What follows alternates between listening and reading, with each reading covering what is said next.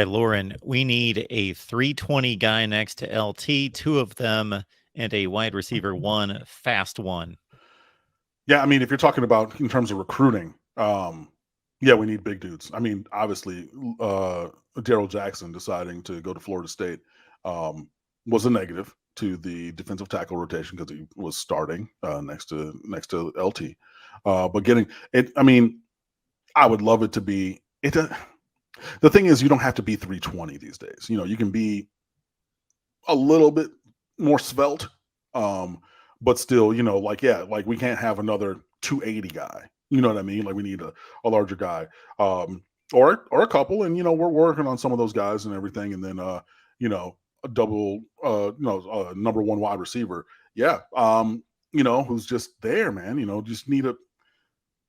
just need a really good number one wide receiver. I would kill for a Leonard Hankerson type. You know, I would kill for Kevin Beard in college. He would be the number one right now. Like, I mean, it was one of the saddest days of being a fan and running a website in a long time. But like Amon Richards, like the day that he, had to retire because of his career-ending injury and everything. But like, and Amon Richards on this team, I mean, he's the number one, two. Like, how big is the gap between what we saw from Amon Richards and the top of this wide receiver rotation? It's, I mean, all the way across the Indian and Pacific Oceans. Like, I mean, it is like there's a gulf between where he was and what we got. So, like, yeah, getting a number one wide receiver, and that's the thing that we've talked about and everything, and that does have to be a real key in this recruiting class, because I don't think that you're going to get one. I mean, there's not one of those guys available in the portal, because if we knew, like, we would know the name, right? And Gary Bryant just had a good visit to Oregon, excuse me, and he's going to go visit there again. So, and he's not necessarily that dude in that way. He's very good. He's very good. He's very good, and I would take him on my team. But he's not your 6'1" big X receiver, him ball, we're throwing it over there, deal with it. He's not that guy, but I would still take him on my team, right? But yeah, that's really going to come into focus in this recruiting class. It's really, really, really going to become essential that you get one of those guys. So Jeremiah Smith is saying that as long as Heartline is in Columbus with Ryan Day, then he's going to go there because like he fancies himself to be on the level of all the receivers that they've put into the NFL. And I mean, like, number 88 from the Indianapolis Colts, his kid who wears number 18 for the Acorns right now. He's incredible, and he should be in the league. Like it was funny. I was talking with a friend of mine, Harrison Jr.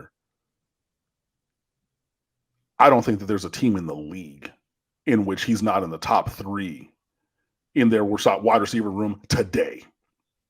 And honestly, we went through the entire league. It was on the phone. It took a while. Went through the entire league.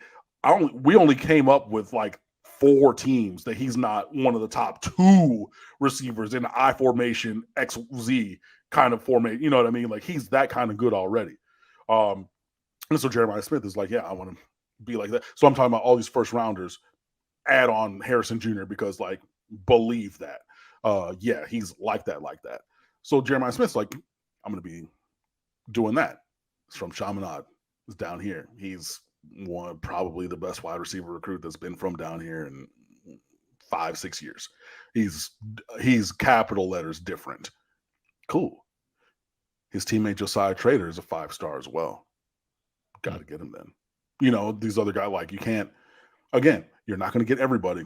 I want to get the top guys, but if you're saying, cool, I'm going somewhere else, now then, to your point, building this roster, we got to lock this down. We got to continue this trend of, okay, we're going to recruit down here. But then a guy like and I mean, like, to me, and I know this is going to sound defeatist, I'm moving on from Jeremiah Smith, because when was the last time that a number one wide receiver, that a 5-star wide receiver recruit committed to O State and then all of a sudden flipped to somewhere else? Mark, if you have a time, let me know, because I've been following recruiting for a good long time. I cannot remember. And we're even talking back to Benjamin Victor. We're talking about all like a number 1 5-star, your Julian Flemings, your whomever. I know Jamison Williams down the line transferred off of that team, but nobody committed there, and somebody else came in and then let me get that. Do you have one? Because I don't have one in forever, right? So for me, Jeremiah Smith, cool. Go enjoy. Josiah, what's up? Because you're not getting away. You're not. If you wanted to, you should have committed there with him back then. But now that he's gone and I'm letting him, I will accept what he says and let him go on that. You're not leaving. Hopefully we'll see. But I mean, like, yeah, the recruiting, especially at defensive tackle and wide receiver, is really, really integral to the future development of this program moving forward.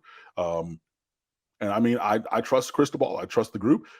Kevin Beard, I believe will be able to get the job done. I don't know I hope for Josiah and whomever else, but I mean, there's still work to be done in terms of reshaping this roster in its entirety. But yeah, defensive tackle and wide receiver, that had to be at the top of the list.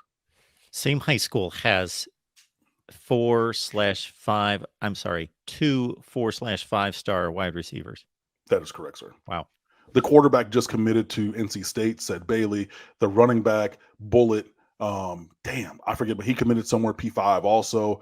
And all four of them are like best friends, and everything like that. And there's more where that came from. So yeah, like they're pretty on. They're the team that had, what was it? I forget, somebody in the chat probably knows, 92-0.5, I want to say.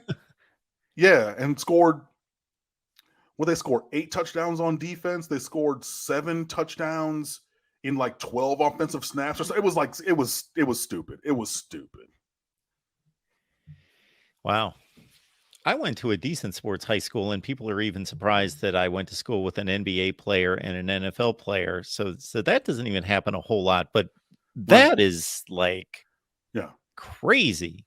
No, Chaminade's very good, and they've been like that. John Beeson went to Chaminade, and they've been a very good top end team for a good long time. They're on their second championship window. Back in the 90s with Mark Wandolo, who ran that wing T before he went out to Cypress Bay. They had very, very good teams at Chaminade, and then now with Damon Jones and whoever they have a coach now, they do pretty well for themselves. 4 Power 5 players on the same offense. Wow. Nefarious 247, thank you so much for the contribution. Miami Sweet 16, both real men and real women. Okay. Thank you for that. And Nefarious also says, I can live with 7-5 and a bowl victory. So 8-5 with a bowl win? Yeah. Including the bowl? Okay. Yeah. I mean, obviously, like, my goal is to shoot for higher. I'm with you on that.